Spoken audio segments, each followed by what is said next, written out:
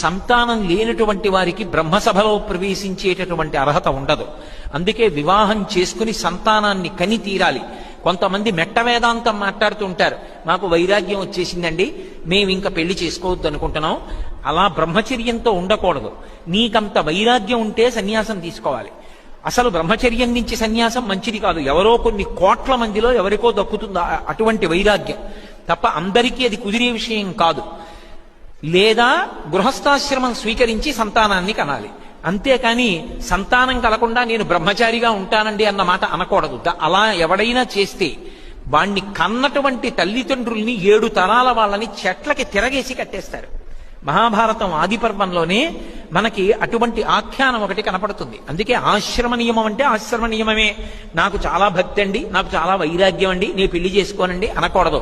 అంత భక్తి ఉన్న త్యాగరాజస్వామి వారు చేసుకోలేదా, ముత్తుస్వామి దీక్షితారు వారు చేసుకోలేదా, శ్యామశాస్త్రి గారు చేసుకోలేదా, అన్నమయ్య చేసుకోలేదా, ఋషులందరూ చేసుకోలేదా? నువ్వు ఒక్కడివే పెద్ద 2 మాటలు పుట్టావా, నీకొక్కడికి అంత వైరాగ్యం ఉందా? అక్కర్లేని మెట్ట వేదాంతం మాటలు మాట్లాడకూడదు.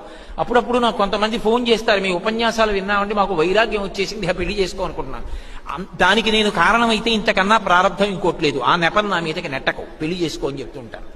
కాబట్టి పెళ్లి చేసుకు తీరాలి.